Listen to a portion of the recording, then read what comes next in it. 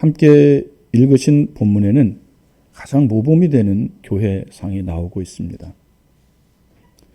고린도 교회는 초대교회도 그랬고 지금도 그러하며 앞으로도 그렇게 되어야 할 교회상이 나오고 있습니다. 본문에 나타나는 고린도 교회는 시대를 초월해야 할 진정한 교회의 모습, 참된 교회 상입니다. 본문 5절 6절입니다. 이는 너희가 그 안에서 모든 일, 곧 모든 언변과 모든 지식의 풍족함으로 그리스도의 증거가 너희 중에 견고하게 되어. 바울은 고린도 교회를 칭찬합니다. 바울의 고린도 교회에 대한 칭찬이 무엇입니까? 그리스도의 증거가 고린도 교회에 견고하게 된 것입니다. 그리스도의 증거란 그리스도에 관한 증거로서 곧 복음 증거입니다. 복음이 무엇입니까? 마가복음 1장 1절입니다. 하나님의 아들 예수 그리스도 복음의 시작이라. 복음은 예수 그리스도에 관한 좋은 소식, 복된 소식입니다. 고린도 교회는 복음 위에 견고히 세워진 교회가 되었습니다. 이 사실이 바울을 안심시켰고 오늘 이 시대의 참 교회상을 보여줍니다. 다시 본문 5절 6절입니다. 이는 너희가 그 안에서 모든 일, 곧 모든 언변과 모든 지식의 풍족함으로 그리스도의 증거가 너희 중에 견고하게 되어.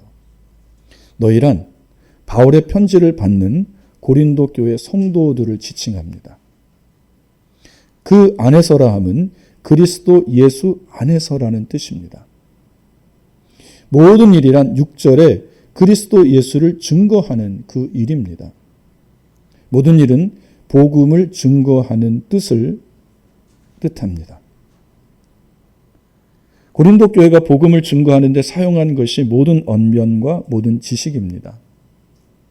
모든 언변과 모든 지식 무엇일까요? 모든 언변이란 기독교 변증학을 의미합니다. 바울은 당시 기독교 교리에 대해 공격하는 사람들이 바울 당시 많이 있었습니다. 이들은 철학적 논증 혹은 자신의 이론으로 기독교를 공격했습니다. 오늘날에도 자기 이론으로 기독교를 공격하는 사람들이 굉장히 많이 있습니다. 혹은 철학적 지식으로 기독교를 공격합니다. 바울 때도 그러했습니다. 고린도전서 1장 21절부터 24절입니다. 하나님의 지혜에 있어서는 이 세상이 자기 지혜로 하나님을 알지 못하므로 하나님께서 전도에 미련한 것으로 믿는 자들을 구원하시기를 기뻐하셨도다. 유대인은 표적을 구하고 헬라인은 지혜를 찾으나 우리는 십자가에 못 박힌 그리스도를 전하니 유대인에게는 거리끼는 것이요 이방인에게는 미련한 것이로되 오직 부르심을 받은 자들에게는 유대인이나 헬라인이나 그리스도는 하나님의 능력이요 하나님의 지혜니라. 십자가의 도가 유대인에게는 거리끼는 것입니다. 왜 유대인에게 십자가의 도는 거리끼는 것일까요? 신명기 21장 23절을 보시면 나무에 달린 자마다 저주를 받은 자라고 했습니다. 나무에 달린 자는 죄를 범한 자입니다. 하나님은 죄를 범한 자를 나무에 달아서 죽이라고 명령하십니다. 유대인은 이 말씀에 근거하여 십자가에 달린 예수를 죄인 취급했고 저주했습니다. 헬라인은 십자가의 복음을 미련한 것이라고 했습니다. 헬라에서는 철학이 발전했습니다. 철학의 어원은 필로소피아입니다. 필로스는 사랑함이란 뜻이며 소피아는 지혜라는 뜻입니다. 두 말의 합성어로 그대로 번역하면 철학은 지혜에 대한 사랑을 뜻합니다. 헬라인들은 지혜를 사랑하는 자들이었습니다. 그 지혜로 그들이 추구하는 것은 성공입니다. 부와 명예와 권세입니다. 그런데 헬라인들이 볼 때 십자가에 달려 죽은 예수는 성공하지 못한 실패한 인생이며 미련한 인사로 보여지는 것입니다. 이같이 유대인과 헬라인의 복음에 대한 공격이 있었습니다. 이에 대해 교회는 신앙의 근거에 대해 대답을 해 주어야 했습니다. 고린도 교회는 기독교 교리에 대해 공격하는 자들에 대해 잘 대처했습니다. 이 사실이 바울의 마음을 안심시켰습니다. 베드로전서 3장 15절입니다. 너희 마음에 그리스도를 주로 삼아 거룩하게 하고 너희 속에 있는 소망에 관한 이유를 묻는 자에게는 대답할 것을 항상 준비하되 온유와 두려움으로 하고, 베드로는 그리스도를 주로 삼아 우리 속에 있는 소망에 관한 이유를 묻는 자들에게는 대답할 것을 항상 준비하되 온유와 두려움으로 하라고 했습니다. 이는 우리의 믿음에 대해 궁금해하는 사람들과 혹 공격하는 사람들에 대해 대답할 말을 항상 준비해 놓으라는 말입니다. 베드로 사도는 온유와 두려움으로 할 말을 준비하라고 했습니다. 이는 기독교 교리와 우리 믿음에 대해 공격하는 자들에게 말싸움을 하듯 공격적으로 하라는 것이 아닙니다. 여러분, 불신자들에게 복음을 전해봤습니까? 그 사람들 중에 자기 어떤 논리를 가지고 자기 철학을 가진 사람들에게 복음을 전할 때 얼마나 문제를 많이 제기하는지 모릅니다. 그러면서 결국은 말싸움으로 들어가는 경우가 종종 있습니다. 베드로는 이것을 경계하는 것입니다. 너희 안에 있는 이 믿음의 이유, 목적, 근본을 잘 경건하게 설명해 주라는 것입니다. 사도행전 22장 1절입니다. 부형들아, 내가 지금 여러분 앞에서 변명하는 말을 들으라. 고린도전서 9장 3절입니다. 나를 비판하는 자들에게 변명할 것이 이것이니. 빌립보서 1장 17절입니다. 이들은 내가 복음을 변증하기 위하여 세우심을 받은 줄 알고 사랑으로 하나. 바울은 복음을 변명하고 복음을 변증한다고 했습니다. 이것이 베드로가 말한 온유와 두려움으로 준비하는 것입니다. 기독교 변증에 능했던 자가 아볼로입니다. 고린도전서 3장 5절 6절입니다. 그런즉 아볼로는 무엇이며 바울은 무엇이냐? 그들은 주께서 각각 주신 대로 너희로 하여금 믿게 한 사역자들이니라. 나는 심었고 아볼로는 물을 주었으되 오직 하나님께서 자라나게 하셨나니. 바울은 말하기를 바울은 심었고 아볼로는 물을 주었다고 합니다. 그런데 심고 물을 주는 것보다 더 중요한 것은 자라나게 하는 분이죠. 하나님이 자라나게 하시는 분이라는 것입니다. 이는 복음에 대한 분명한 역할론입니다. 바울과 아볼로는 서로 역할을 나누었습니다. 바울이 심었다는 것은 바울이 고린도 교회의 개척자라는 말입니다. 아볼로가 물을 주었다는 것은 아볼로가 고린도 교회 성도들을 말씀으로 양육했음을 말하는 것입니다. 하나님이 자라나게 했다는 것은 하나님이 성령을 부어주셔서 아볼로가 가르친 그 복음을 잘 깨닫게 하고 그것이 믿음으로 성령께서 승화시켜 주었다는 그런 의미입니다. 바울은 고린도 교회를 세운 개척자로 고린도 교회의 일대 목회자였습니다. 아볼로는 바울의 뒤를 이어 말씀으로 고린도 교회를 세운 고린도 교회의 2대 목회자였습니다. 하나님은 이들의 수고를 바탕으로 성령을 부어주셔서 그 말씀과 가르침을 깨닫게 하시고 교회를 든든히 세워 나가셨습니다. 우리 교회도 이렇게 되기를 원합니다. 사도행전 18장 24절부터 28절입니다. 알렉산드리아에서 난 아볼로라는 유대인이 에베소에 이르니 이 사람은 언변이 좋고 성경에 능통한 자라. 그가 일찍이 주의 도를 배워 열심으로 예수에 관한 것을 자세히 말하며 가르치나 요한의 세례만 알따름이라. 그가 회당에서 담대히 말하기 시작하거늘 브루스길라와 아굴라가 듣고 데려다가 하나님의 도를 더 정확하게 풀어 이르더라. 아볼로가 아가야로 건너가고자 하므로 형제들이 그를 격려하며 제자들에게 편지를 써 영접하라 하였더니 그가 가매 은혜로 말미암아 믿은 자들에게 많은 유익을 주니 이는 성경으로서 예수는 그리스도라고 증언하여 공중 앞에서 힘있게 유대인의 말을 이기미러라. 바울을 수행했던 누가는 아볼로에 대해 그는 유대인이었고 언변이 좋고 성경에 능통한 자라고 소개했습니다. 그는 복음을 듣고 예수에 관한 사실을 열심히 배웠으나 요한의 세례만 알았다고 합니다. 이는 그가 아직 성령 세례를 알지 못했다는 것을 말하는 것입니다. 여러분, 요한이 물 세례를 베풀었습니다. 성령 세례는 누가 주셨습니까? 예수님이 주셨습니다. 아볼로는 아직 복음의 핵심인 예수 그리스도까지는 알지 못했다는 것입니다. 아볼로는 세례 요한의 물 세례에 대해서 확신 있게 말을 했습니다.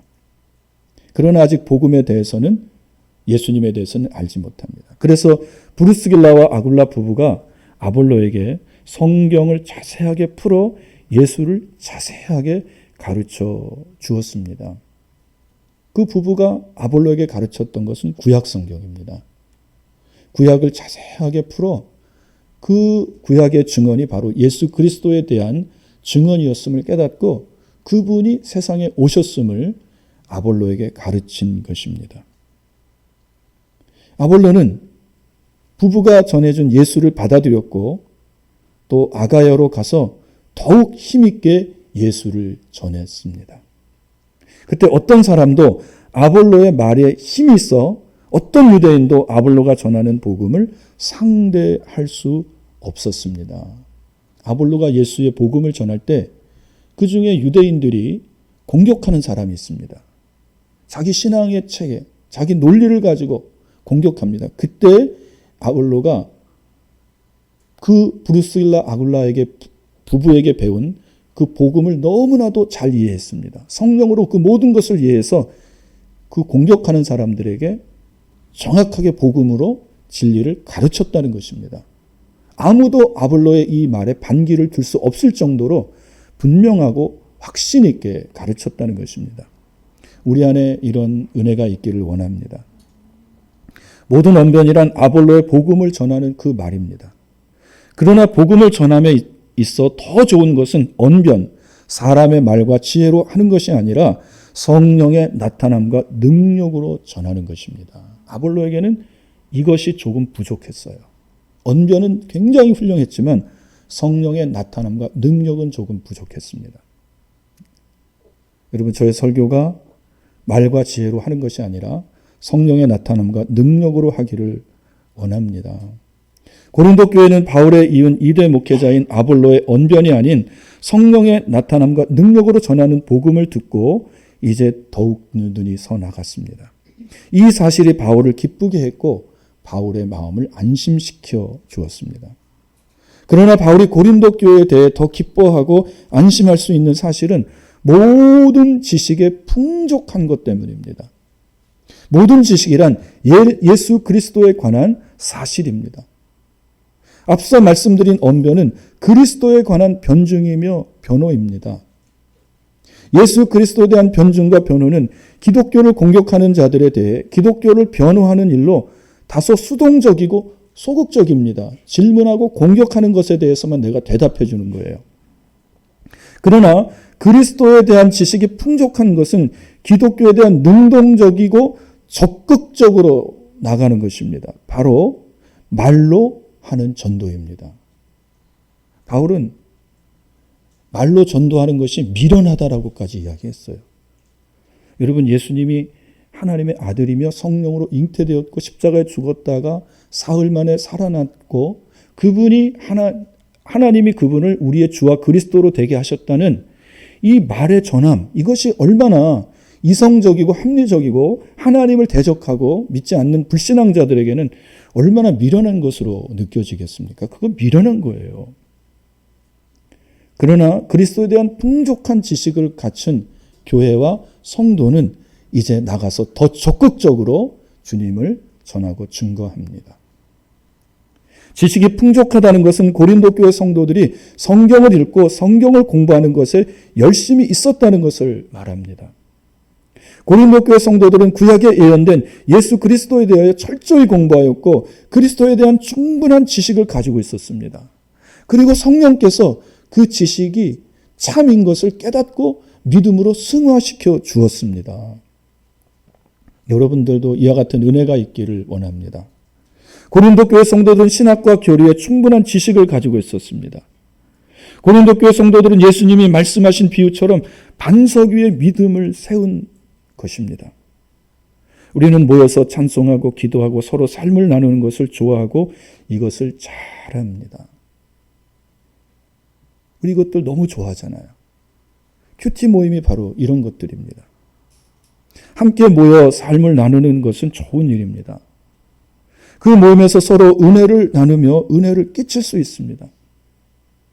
그런데 그것만 있어서는 안 됩니다. 그것은 지극히 감정적인 것으로 끝날 수 있습니다. 그래서 좋을 때는 함께 교제하고 좋지만 다툼이 일어나고 분열이 일어나면 서로 찢어져 원수가 되는 것입니다. 여러분, 교회에 이런 그 은혜의 모임, 큐티 모임, 함께 나누어져서 이런 모임들 굉장히 좋은 것입니다. 그러나 이런 것으로 끝나면 안 됩니다. 이런 것으로 끝나면 서로 다툼이 일어날 때 서로 원수가 됩니다. 또한 이단들이 와서 잘못된 교리로 속일 때 다 미혹당해 넘어가는 것입니다. 교제는 있었지만 말씀에 대한 깊은 지식과 교리에 대한 깊은 지식을 세우지 않았기 때문입니다. 예수님이 말씀하신 것처럼 반석 위에 믿음을 세우지 않은 것입니다. 그래서 우리는 삶을 나누는 것 위에 말씀과 교리에 대한 지식을 더해야 합니다. 삶을 나누며 은혜를 나누는 것은 어려움을 만나면 그때 받은 은혜는 사라질 수 있습니다. 그러나 말씀과 교리에 대한 것은 지식입니다. 지식은 결코 사라지지 않아요. 그 지식이 우리 안에 성령의 도움으로 믿음으로 굳건히 뿌리를 박았기 때문입니다. 우리가 환난을 당하고 궁핍에 처했을 때 은혜 받은 감정은 사라지지만 우리 안에 쌓인 말씀에 대한 지식과 기독교 교리는 사라지지 않습니다. 우리는 그때 말씀에 대한 지식과 교리로 모든 환난을 이겨낼 수 있습니다. 또한 어떤 이단의 속임수와 거짓 교리와 거짓 위로에도 속지 않을 수 있는 것입니다. 사도행전 2장 41절 42절입니다. 그 말을 받은 사람들은 세례를 받음에 이날의 신도의 수가 3,000이나 더하더라. 그들이 사도의 가르침을 받아 서로 교제하고 떡을 떼며 오로지 기도하기를 힘쓰니라. 베드로의 설교를 들은 3,000명의 신도가 교회로 들어왔습니다. 교회는 큰 부흥이 있었죠. 사도들은 이들에게 먼저 교제의 떡을 떼는 것을 가르쳐주지 않았습니다. 이들을 먼저 어떤 큐티하는 자리, 또 삶을 나누는 자리로 먼저 들어보내지 않았습니다. 사도들이 이들에게 먼저 한 것은 가르친 것입니다. 하나님의 말씀과 기독교 핵심 교리를 먼저 가르쳤습니다. 말씀은 예수님이 하나님의 아들 되신 것과 하나님이 예수님을 주와 그리스도로 삼은 것입니다. 더 깊이 들어가 그분은 성령으로 잉태하였고 그분은 우리의 죄를 위하여 십자가에 달려 죽으셨고 하나님이 예수를 죽은 자 가운데서 살려냈던 이 복음을 새로 등록한 신자들에게 다 가르친 것입니다. 그리고 기독교 핵심 교리는 우리의 죄가 예수 그리스도의 흘리신 보혈로서만 사함받을 수 있다는 것입니다. 이 기독교 핵심 교리를 가르침을 받고 난 이후에 은혜의 풍성함을 위해 그리스도인의 교제를 가르친 것입니다. 그리고 난 이후에 교제의 자리로 분산해서 그들을 넣어준 것입니다. 바울도 초대교회 사도들과 같이 고린도 교회를 똑같은 순서대로 세우는 것입니다. 이 결과로 고린도 교회가 견고하게 서게 된 것입니다. 우리가 영어를 공부할 때 문법을 공부하는 이유가 무엇입니까? 문법의 바탕이 되어야 이제 그 다음에 회화도 되고 모든 것이 되는 것이기 때문입니다. 마찬가지입니다. 우리가 예수를 믿으려 할 때에 먼저 은혜의 자리, 여러분 큐티, 삶을 나눔의 자리로 들어가는 것이 아닙니다. 먼저 기독교의 핵심 말씀과 교리를, 신학을 배워야 합니다. 그래야 교회가 또 성도가 견고하게 세워지는 것입니다. 거듭 말씀드립니다. 이 사실이 바울을 기쁘게 했고 고린도 교회에 대해서 바울을 안심시켰습니다. 왜 바울이 이 사실로 인해 고린도 교회에 대해 기뻐했고 안심했을까요? 그것은 이단의 사상이 고린도 교회에 침투했기 때문입니다. 고린도후서 11장 13절부터 15절입니다. 그런 사람들은 거짓 사도요 속이는 일꾼이니 자기를 그리스도의 사도로 가장하는 자들이니라. 이것은 이상한 일이 아니니라. 사탄도 자기를 광명의 천사로 가장하나니 그러므로 사탄의 일꾼들도 자기를 의의 일꾼으로 가장하는 것이 또한 대단한 일이 아니니라. 그들의 마지막은 그 행위대로 되리라. 바울은 고린도 교회에 침투한 거짓 사도에 대해 말을 합니다. 바울은 그들이 그리스도의 사도로 가장한 자들이라 하며 이것은 이상한 일이 아니라고 합니다. 왜냐하면 사탄도 자기를 광명의 천사로 가장할 수 있기 때문입니다. 이는 거짓 사도가 사탄의 하수인이며 사탄에 속한 자임을 말하는 것입니다. 이들은 사탄의 일꾼인데 자기를 의의 일꾼으로 가장한다고 합니다. 이것은 이들에게는 일도 아니라고 합니다. 너무나도 쉽다는 것입니다. 왜일까요? 그들이 다 거짓의 아비 사탄의 자식들이기 때문입니다. 사단은 거짓을 자기 것으로 삼습니다. 그것을 무기 삼고 그것을 권세 삼습니다. 그런데 사단의 종들은 그 거짓을 다 자기 것으로 삼고 자기가 마치 그리스도의 사도인 양 사람들 앞에 광명한 천사로 나타납니다.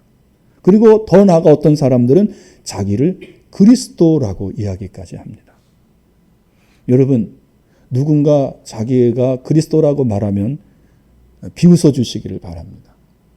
주님의 초림은 은밀하게 왔지만 주님의 재림은 모든 사람들이 다 보는 가운데서 올 거예요. 갑자기 하늘문이 열리고 천사가 나팔을 불고 주님이 전 세계 모든 사람들이 보는 가운데 찾아올 것입니다. 그런 주님은 아직 안 오셨거든요. 우리 대한민국의 가짜 그리스도가 얼마나 많은지 모릅니다. 지금 교회에 은밀하게 숨어 들어온 이단들이 있습니다. 많은 이단 사상들이 일어났고 많은 사람들을 미혹해서 끌고 갔습니다. 우리가 너무나 잘 아는 신천지가 그것입니다. 안타까운 것은 신천지에 넘어간 사람들이 교회 성도였다는 것입니다. 왜 귀한 성도들이 신천지 교리에 넘어갔을까요?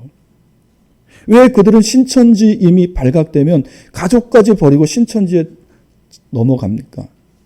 그리스도의 증거가 확실히 그들에게 각인되지 않았기 때문입니다. 그들이 복음이 무엇인지 모르기 때문입니다. 그들이 복음에 견고하게 서지 않았기 때문입니다. 함께 모여 형제, 자매, 가족애를 느끼는 감정적인 모임은 굉장히 강합니다. 우리 이것에 감정에 너무 약하잖아요. 그들은 이 모임에서 서로 위로받고 격려받고 잘못된 은혜를 느끼며 이것이 최고라고 말합니다. 그들은 감정의 위로와 격려를 받았을 뿐입니다. 그 속에는 복음이 하나도 없어요. 제가 잘 알고 지냈던 그 청년회 때 함께 신앙생활 했던 그 누나인데 그 누나가 신천지에 넘어갔습니다. 제가 부목사 시절에 저희 집에서 와서 잠도 자고 그러더라고요. 근데 알고 봤더니 저희를 포섭하기 위해서 온 거예요. 목사를. 그러다가 눈치만 보다가 그냥 떠나갔는데 지금 그게 한 10수년 전의 일이죠. 지금 이제 소식을 들으니 그 누나의 가족들이 다 우리 창말교회 함께 예배드리고 다 예수 믿는 가족이었는데 그 누나 한 사람으로 말미암아 그 가족이 신천지로 다 넘어가 버렸습니다. 제가 그분을 생각할 때에 왜 신천지에 넘어갔나? 굉장히 외롭고 힘들었거든요. 그런데 신천지가 와서 그를 위로하고 격려했고 또 그 거짓 교리를 집어넣었고 그것에 완전히 미혹되어 넘어갔습니다. 진실한 그리스도인이 그에게 잘못되었다는 걸 얘기해줘도 자기가 옳다고 그렇게 끝까지 이야기합니다. 왜 그럴까요? 온전한 말씀과 교리와 신학이 제대로 온전히 서 있지 않았기 때문입니다. 그리고 거짓 교리에 세뇌당했기 때문입니다. 여러분, 공산주의자들 보세요. 이 세뇌가 얼마나 무서운지 모릅니다. 대한민국에 와서 탈북자들이 그 혜택을 받으면서도 가장 늦게 빠지는 것이 김일성주의입니다. 우리가 그들에게 은혜를 받고 먹고 살았다는 거예요. 그것이 무서운 것입니다. 그들에게 예수님에 대한 온전한 지식과 기독교 교리에 대한 참 지식이 없었습니다. 그래서 그리스도에 대한 확실한 지식으로 세워진 고린도 교회가 오늘날 모범이 되는 것입니다. 고린도 전서를 살펴보면 고린도 교회 내에 많은 문제가 있었습니다. 고린도 교회의 가장 심각한 문제는 은사에 관한 문제이며 파벌에 관한 문제입니다. 여러분, 우리 은사 너무 쉽게 넘어가지 않습니까? 누가 어떤 은사를 갖고 있다면, 은사를 행한다면 다 거기에 찾아갑니다. 그런데 여러분, 이단의 종교들도 은사가 기적이 나타남을 여러분 아시기를 바랍니다. 그래서 예수님이 마지막 때에 그리스도가 여기 있다 저기 있다 해도 너희는 가지 말라고 하는 거예요. 마지막 때에 누가 큰 기적을 보여준다 할지라도 너희는 거기에 속지 말라는 것입니다.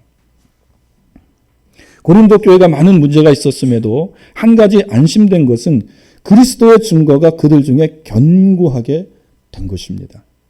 이는 고린도 교회가 복음 위에 바로 서는 교회가 되었다는 것입니다. 바울 당시에도 그러하고 지금도 그러합니다. 모든 교회는 고린도 교회처럼 복음 위에 바로 서는 교회가 되어야 합니다. 마가복음 1장 1절입니다. 하나님의 아들 예수 그리스도 복음의 시작이라. 복음은 바로 예수 그리스도가 우리의 주되심을 전하고 증거하는 것입니다. 다른 게 아니에요. 로마서 10장 9절 10절입니다. 만일 내 입으로 예수를 주로 시인하며 또 하나님께서 그를 죽은 자 가운데서 살리신 것을 내 마음에 믿으면 구원을 받으리라. 사람이 마음으로 믿어 의에 이르고 입으로 시인하여 구원에 이르느니라. 복음이 말하는 바가 바로 이것입니다. 예수를 마음속에 주로 믿고 입으로 시인하는 것입니다. 그러면 그 사람은 구원에 이룬다는 것입니다. 에베소서 4장 13절 15절입니다. 우리가 다 하나님의 아들을 믿는 것과 아는 일에 하나가 되어 온전한 사람을 이루어 그리스도의 장성한 분량이 충만한 데까지 이르리니 이는 우리가 이제부터 어린아이가 되지 아니하여 사람의 속임수와 간사한 유혹에 빠져 온갖 교훈의 풍조에 밀려 요동하지 않게 하려 함이라. 오직 사랑 안에서 참된 것을 하여 범사의 계획에까지 자랄지라. 그는 머리니 곧 그리스도라. 복음은 말합니다. 하나님의 아들을 믿는 것과 아는 것에 하나가 되어 범사의 그리스도에게까지 자라자라고 말합니다. 그리하여 그리스도의 장성한 분량에 이르기까지 자라 어린아이처럼 사람의 속임수와 간사한 유혹에 빠지지 말자고 합니다. 바울이 본문 5절에서 말한 모든 지식에 풍족하여라는 말이 바로 이것입니다. 예수 그리스도 복음에 관한 지식이 풍족하여 결코 우리를 속이는 자들의 미혹에 넘어가지 말라는 것입니다. 우리를 속이고 미혹하는 자란 스스로 그리스도라고 말하는 자들입니다. 누구입니까? 이단 사이비 교주들입니다. 오늘날 교회와 성도는 그리스도를 변호하는 언변과 그리스도를 아는 지식에 풍족해야 합니다. 진실로 그리스도 복음 위에 견고하게 세워져야 합니다. 그래야 마지막 때에 바로하는 이단 사이비의 가르침에 속지 않을 수 있습니다. 그 지식은 예수가 그리스도이며 나의 죄를 위해 십자가에 죽으신 하나님의 아들이시라는 것입니다. 십자가에서 흘리신 그 예수의 피가 나의 죄를 씻으신다는 이 가르침과 이 교리입니다. 여러분, 이 복음과 이 교리 신학이 여러분 안에 굳건히 세워지기를 주님의 이름으로 축복합니다. 기도하겠습니다. 하나님 아버지, 참으로 우리는 감정에 너무 약해서 함께 모여 기분이 좋고 아버지 감정에 충만해지면 은혜를 받았다고 하며 좋아합니다. 그러나 하나님 아버지, 우리가 더욱 신경 쓸 것은 그리스도의 말씀 위에 우리 자신을 굳건히 세우게 하여 주시고 우리가 참 딱딱하게 여기는 힘들어하는 그 교리, 그것이 기독교 복음의 핵심, 그 교리 위에 우리의 믿음을 굳건히 세울 수 있도록 도와 주시옵소서. 그리하여 이단의 어떠한 유혹과 거짓 교리에 속지 않게 하여 주시고 예수님에 대한 믿음을 든든히 지켜나가고 끝까지 아버지 하나님 믿음을 지켜 천국 가는 우리 모든 성도님들 되게 하여 주옵소서. 예수님의 이름으로 기도합니다. 아멘.